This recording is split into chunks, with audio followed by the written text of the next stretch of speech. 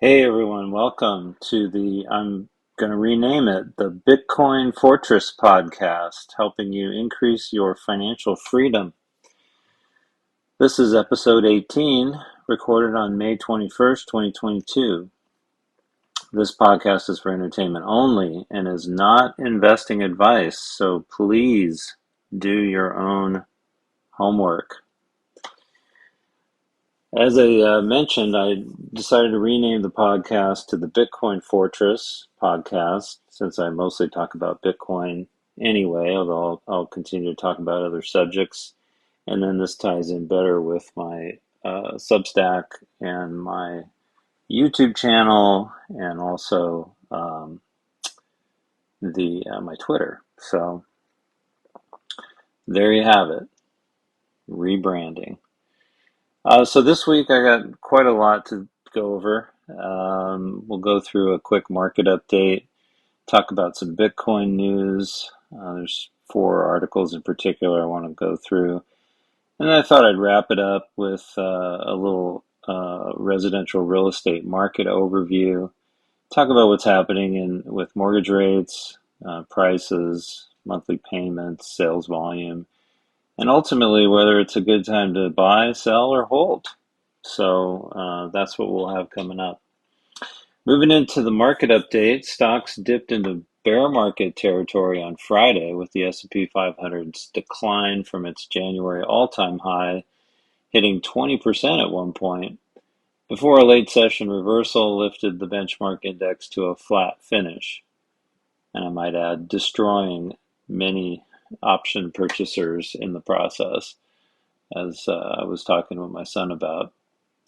Much of the decline in investor confidence recently stems from lackluster retail earnings, which has raised fears that a consumer-led downturn is approaching, on top of the inflation and supply chain challenges that have weighed on sentiment for weeks. But some potential silver linings can be found if one squints hard enough, including a decline in U.S. bond yields, a leveling off of the U.S. dollar and commodity prices, and partial reopening from COVID lockdowns in China. For the week, the Dow Jones average lost 2.9% for its first 8-week losing streak since 1923, while the S&P lost 3% for the week and the Nasdaq slumped 3.8%, with both posting 7-week losing streaks. So things are pretty dire in the stock market world these days.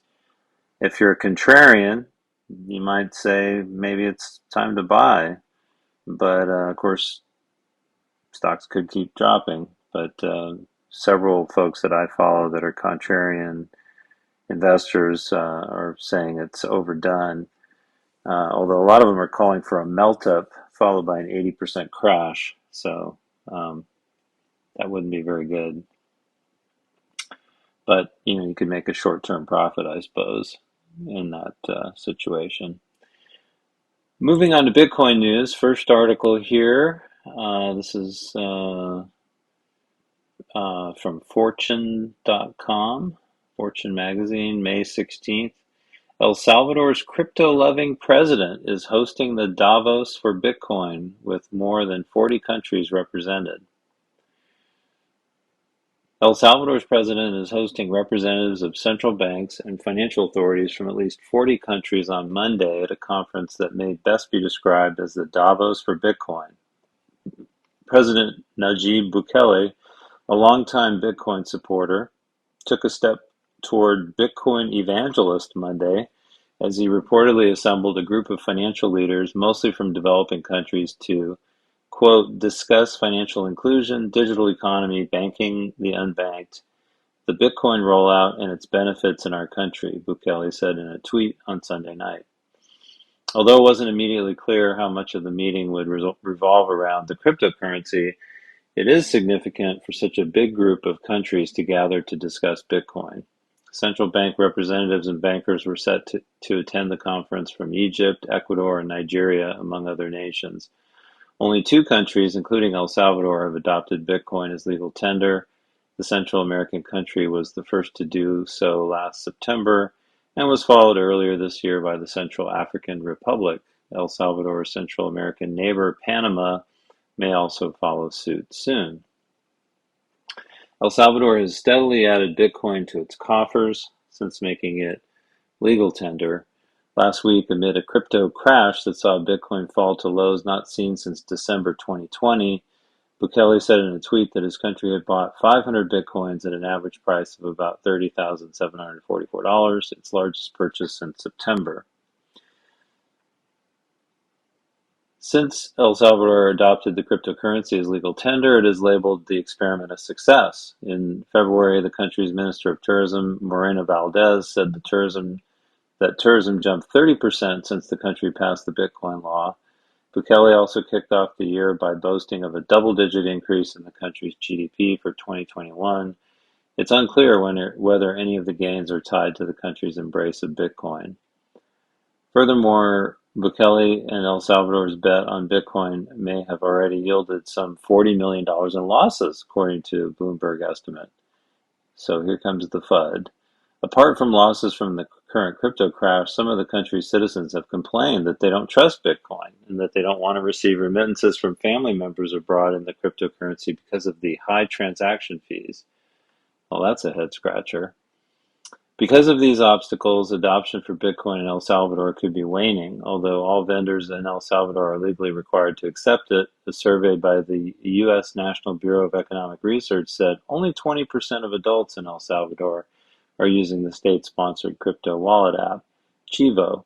Initially, downloads for the app were high as the government doled out $30 in Bitcoin to citizens who downloaded it.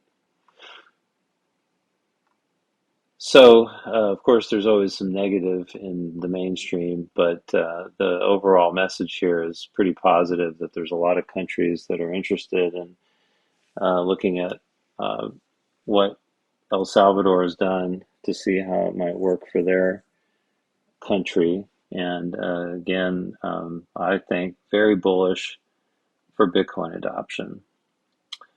Next article here is from Bitcoin Magazine. This is on May 16th. Luna Foundation sold 80,000 Bitcoin amid UST crash. The nonprofit organization said only 313 Bitcoin are left now on the reserves for Terra's UST stablecoin. So I did talk about this last week. The Luna the Terra Luna meltdown, I guess. So this is really just a follow-up on what happened to the Bitcoin that was backing Luna. So Luna Foundation Guard, LFG, the non-profit organization holding Terra's Bitcoin reserves, confirmed on Monday morning that it sold over 80,000 Bitcoin over the past week to acquire Terra in an attempt to defend its crumbling US dollar peg. Consistent with its nonprofit mission and focus on the health of the Terra ecosystem, beginning on May 8th when the price of UST began to drop substantially below $1, the foundation began converting this reserve to UST, LFG said in a Twitter thread. Singapore-based LFG works to cultivate demand for Terra stablecoins and buttress the stability of the UST peg and foster the growth of the Terra ecosystem. It was in charge of acquiring and holding Bitcoin to build the UST reserves. The foundation said it began transferring Bitcoin funds to a counterparty to enable them to enter trades with the foundation in large size and on short notice. That counterparty received north of 50,000 BTC in exchange for over 1.5 billion UST. As the UST value kept dropping, failing to shoot back toward its supposed $1 peg, Terraform Labs, the tech startup behind the development of Terra, sold 33,206 Bitcoin for 1.16 billion UST on May 10th in a last-ditch effort to defend the peg, LFG said. As of May 16th, LFG holds 313 Bitcoin in reserves out of 80,394 Bitcoin it held on May 7th. The foundation also holds a handful of other assets, including UST and Luna. The majority of its Luna is staked, locked up across a range of validators to protect against a possible governance attack as the token's price kept dropping near zero and the amount of Luna in circulation skyrocketed. The foundation is looking to use its remaining assets to compensate remaining users of UST, smallest holders first, LFG said in a final tweet. We are still debating through various distribution methods, updates to follow soon. So a very sad story, and again, like I talked about last week, this is pretty much like a country that has a collapsing currency that then sells its gold reserves to try to prop up its currency, and ultimately the currency fails, and the gold is gone, and the currency is at zero. So, a cautionary warning about cryptocurrencies: they are not the same as Bitcoin. Bitcoin is actually um, a real financial asset and a truly decentralized money. And most of the cryptocurrency projects are, for lack of a better word, scams. And you need to be very, very careful since they're basically just trying to recreate fiat systems on the blockchain. So they're very prone to being centralized scams. Okay, the next article here, this is a press release from Texas Pacific Land Corporation. So it says here, Texas Pacific Land Corporation, Mawson Infrastructure Group, and JAI Energy announced new Bitcoin mining venture in West Texas. Texas Pacific Land Corporation, Mawson Infrastructure Group, and JAI Energy have entered into a strategic alliance to develop up to 60 megawatts of Bitcoin mining on TPL's surface in West Texas.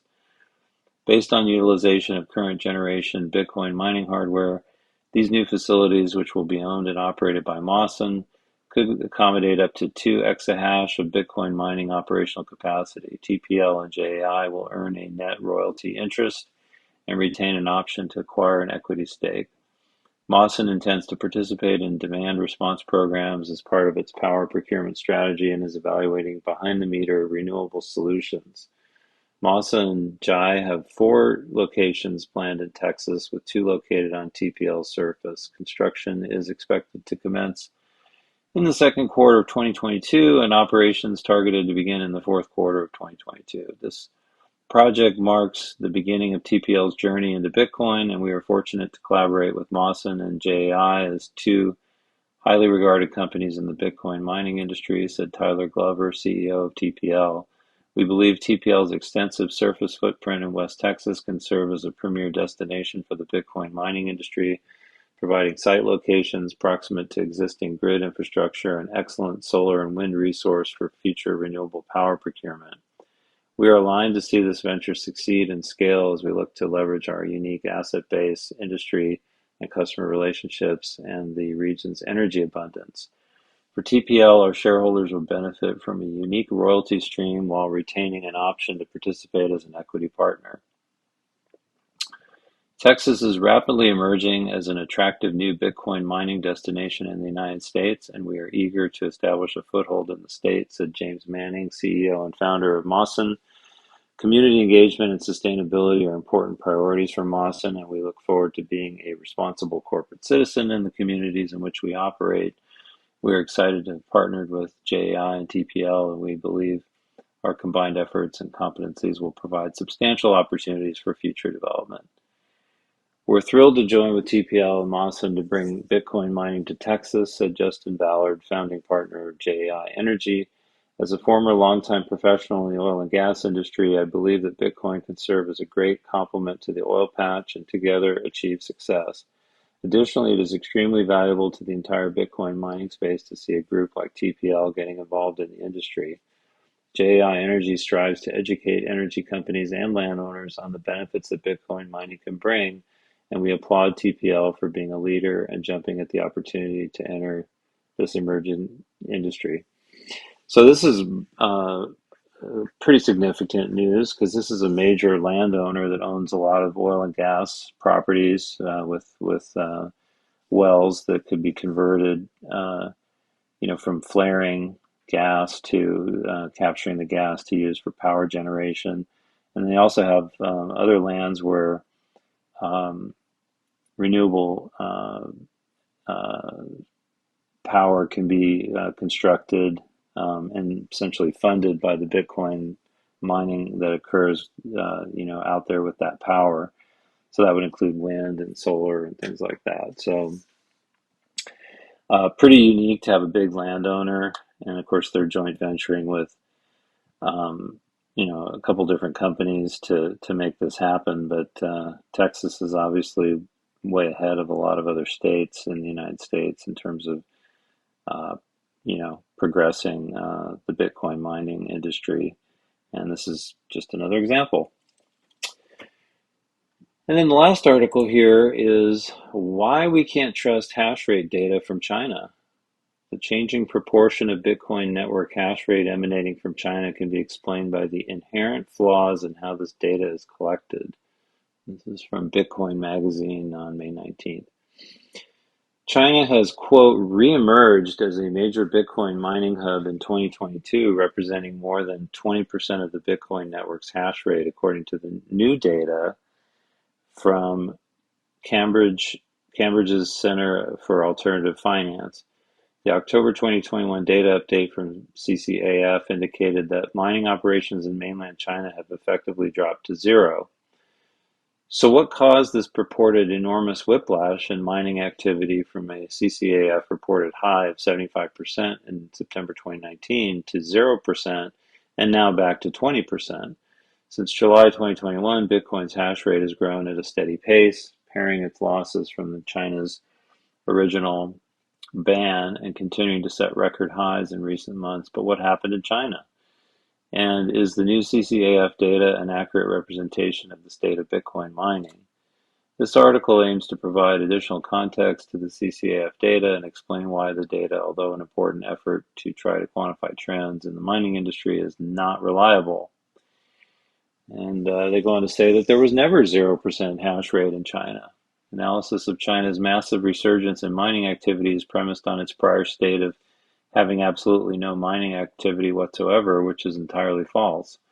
When CCAF first released its data last year showing no mining activity in China, the project's lead was careful to qualify it as the region's reported share of hash rate, which could theoretically differ from its actual share. Other researchers, mining industry leaders, and this author knew that 0% number to be inaccurate and said so publicly.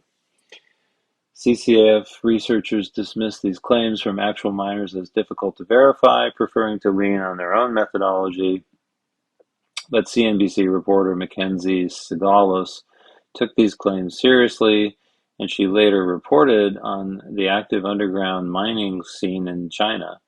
Ironically, the reporting by Sigalos was cited by CCAF researchers in their latest blog post with updated China mining analysis. With a precipitous drop in total hash rate, a coinciding drop in Bitcoin's price, and constant media attention paid to the future of mining after China's ban, data that claimed 0% of hash rate was coming from China fit the narrative. But the data wasn't accurate, and miners knew it, so why was the 0% number ever published? Mining data is hard to collect, and Cambridge Bitcoin mining data is flawed. Data is only as reliable as the methodology used to collect it, and for CCAF mining data, the assumptions in the methodology clearly demonstrate inherent problems with the data collection. These structural difficulties, in fact, compromise the reliability of the data as it's presented. One key failure is the methodological assumption that the mining facility's IP addresses are an accurate indication of the hash rate's geographic location. Consider an unlikely but feasible scenario where a miner based in Mexico uses a proxy with an IP address in Germany in January, switches to Australia as a proxy later in April, and then uses an IP address based in Romania in July. CCAF's broken methodology would assume that this miner physically moved to all three of these locations throughout the year, a logistical nightmare and economic impossibility for any miner. Some industry commentators defend CCAF's research by asserting that slightly inaccurate data is better than no data at all. This idea is so laughably illogical it barely deserves mentioning, and CCAF so heavily caveats and qualifies its own data that its reliability is minimal at best. For example, in multiple places in its data dashboard, the CCAF qualifies its data for Germany and Ireland by indicating, to our knowledge, there's little evidence of large mining operations in Germany or Ireland that would justify these figures. Their share is likely significantly inflated due to redirected IP addresses via the use of VPN or proxy services. Put differently, the data is not reliable. To be clear, the problems with CCF's methodology are not its own doing. Mining data is outstandingly difficult to accurately collect. Similar mining data sets built by the newly launched Bitcoin Mining Council also received some public criticism for the accuracy of their methodology. If anything, the continued work by CCAF to report mining data serves to expose many of the unavoidable issues with collecting accurate and representative data from Bitcoin mining. Also, mining pools can lie. CCAF also relies on self-reporting by miners to aid its research on the geographic distribution of hash rate. The obvious problem with this exchange of information is that miners can lie. This point was made publicly on Twitter by Ethan Barra, co-founder of Luxor Mining, when he tweeted, "The mining pools submitting data to Cambridge lied. They showed zero hash rate in China when there clearly wasn't the case." The political motivation for miners to lie is obvious. What miner would willingly report full or even partial mining activity in the world's most aggressively anti-mining region? Any incentive to self-report mining in China is simply non-existent, and as mentioned previously, the 0% hash rate statistic perfectly fits the ongoing narrative of a full mining exodus from China. Data submitted to CCAF is given voluntarily, moreover, and there are very few cross-checks available to Cambridge's research team, leaving them to have to simply trust the answers given to it, which is an unreliable research method.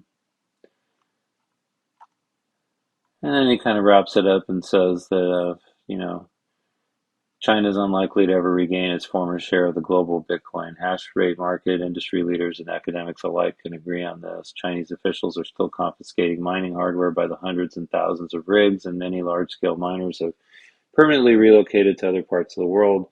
But the Chinese underground mining industry will never be extinguished. So, interesting because I think as it mentioned earlier in the article here, Cambridge uh, data analysis and their reporting on Bitcoin mining is widely cited in mainstream media. So, to the extent that the data is wrong, they could be sending the wrong signal to uh, the general public. And that would include not only where the mining is occurring and which countries, but also how much of it is renewable, which is a big topic of discussion. And I'm beginning to think that it kind of doesn't matter whether it's renewable or energy or not. It's either a good use of energy or it's a bad use of energy. And regardless, it's a very small use of energy relative to the entire globe. And I would argue it's a good use of energy to secure your money, regardless. Okay, so that wraps up the Bitcoin news segment. Now we'll get into the residential real estate market review. And I'm going to apologize. I have some charts that will be included in my Substack post this week. So if you want to go to the Substack, and you can, there'll be a link in the show notes. You can take a look at the charts, but I'll do my best to describe what's happening in them as I walk through this. So basically for this week, I wanted to focus on the U.S. residential real estate market nationally, just to see whether it's time to buy, sell, or hold. Of course, all real estate is local, and some markets that have been more in demand will fare better, and others will fare worse than the average. But I think looking at the national data is instructive. So first things first, as a backdrop, the increase in money supply since 2020 has flooded the world with dollars, and those dollars have found their way into all sorts of assets, including stocks, bonds, cryptocurrencies, private companies, and real estate. And basically, the M3 money supply growth has gone parabolic since 2020. And so there's a chart in here from Shadow Stats that they've actually continued. The Fed actually stopped reporting M3, and so they calculate it and show it and have extended it out to the current date. But it's basically a hockey stick. And then meanwhile, inflation expectations have driven up the cost of a 30-year fixed rate mortgage from an all-time low of 2.65% in January 2021 to 5.25% as of May 2022, which is almost double. As a result of the post-pandemic demand fueled by low rates, excess cash, work from home dynamics, urban flight, and then some other demographics like millennials looking to buy their first home, all of those have contributed to increased demand for houses, and so home prices have skyrocketed 57% above the peak before the great financial crisis back in, uh, I think the peak was in something like 2007. GFC was in 2008. But 57% above the peak as measured by the Case-Shiller National Home Price Index. So if that doesn't feel like a bubble, then I'm not sure what does.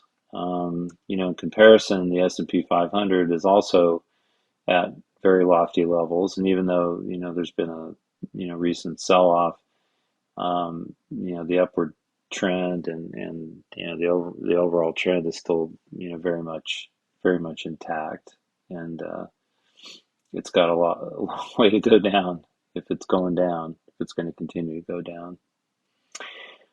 Meanwhile, existing home sales are significantly below year ago levels. And if you look at that, I think it's currently at about a 5 million rate. And a year ago, it was around close to 6 million homes that were being sold. So definitely lower. So this would indicate that there's going to continue to be some uh,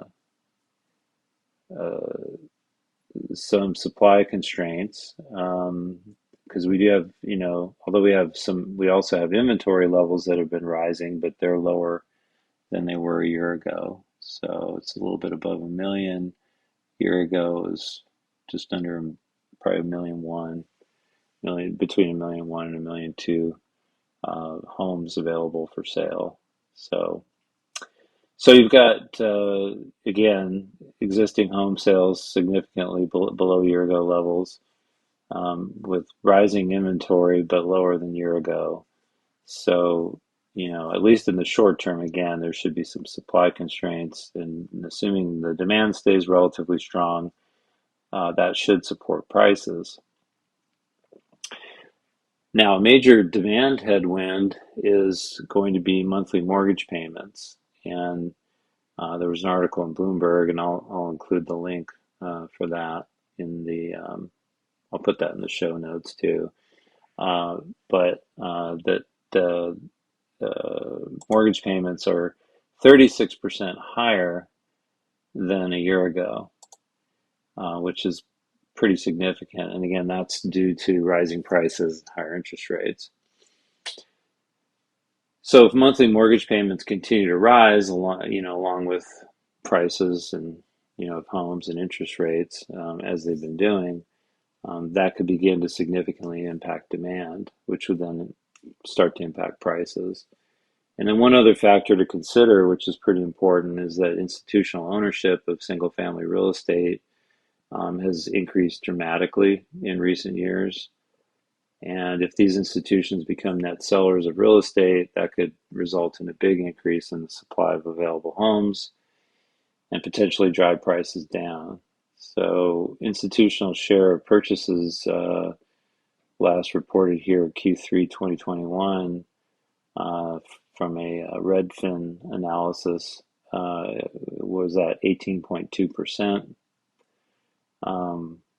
which is up quite a bit from Q2 of 2021, which is 16.1%, and it kind of hit a low of 11.2% in Q3 of 2020.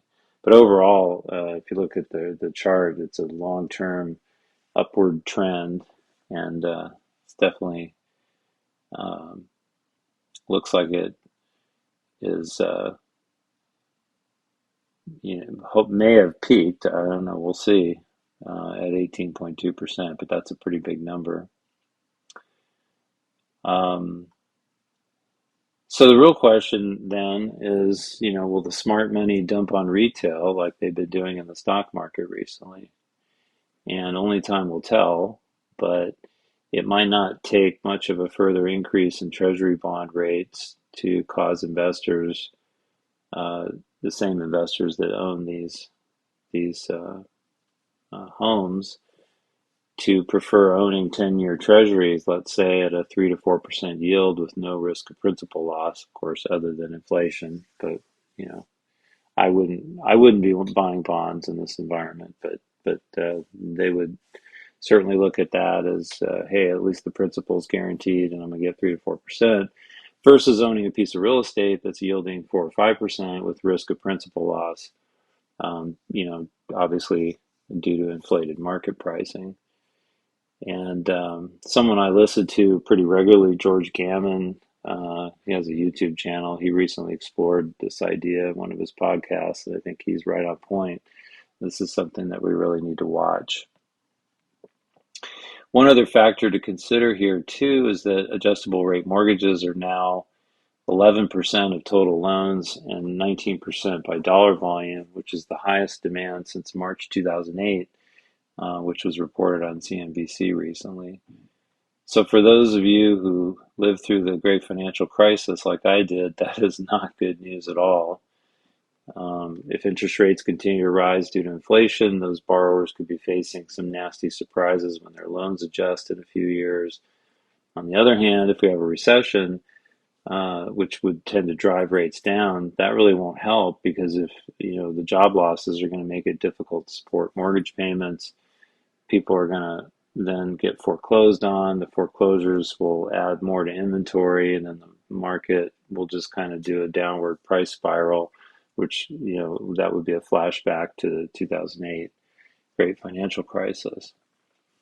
So a lot of that will depend on how skillful the Fed is in engineering a soft-ish landing, as they say, with trying to control inflation without beating the economy down. Most people that I follow are very skeptical of any kind of a soft landing, and that we're going to end up in a recession.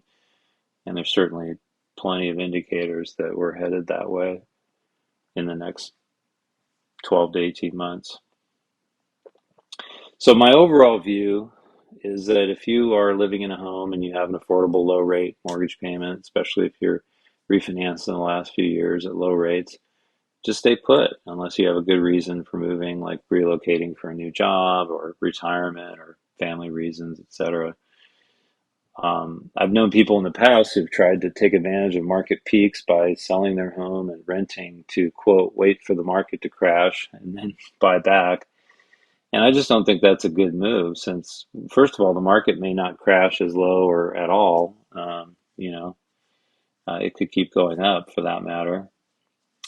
And then meanwhile, you're subjecting yourself to rising housing payments as a renter, which could be substantial, especially, as more people are priced out of buying a home, and they're going to have no choice to rent. That's gonna drive, rents up.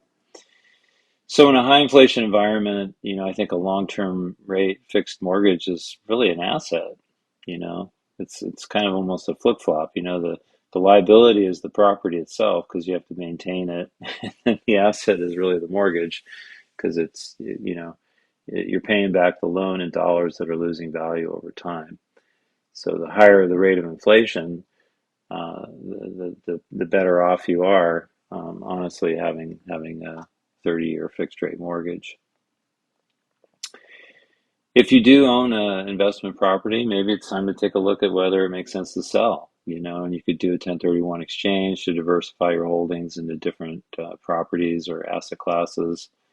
I have talked about 1031 exchanges in prior podcasts. Or you can take the cash and buy something else that isn't in a bubble. Maybe another hard asset like gold or silver or even Bitcoin, all of which are well off their recent highs. And but for me as an investor, I don't think I'd be a buyer of residential real estate in the current market environment. And I'm not alone in that. There are a lot of other people. Robert Kiyosaki, I listen to his podcast. He talks about that a lot. That he doesn't really think it's a great time to be buying residential property. And I think George Gammon is kind of in the same mindset as well. Now there may be good real estate deals elsewhere, maybe in other parts of the world, but I know Canada's got very similar real estate market to the United States with home prices that have just gone crazy. So it seems like the bubble is in a lot of places. So that's pretty much it. Uh, Thank you for once again for listening to the podcast. If you enjoyed the show, please like and leave a comment. Also, don't forget to subscribe on your favorite podcast app so you don't miss an episode. You can also follow my Substack at bitcoinfortress.substack.com. And you can follow me on Twitter. My handle is at Nick, N-I-C-K, Reichert, R-E-I-C-H-E-R-T. And I will talk to y'all next week. Bye bye.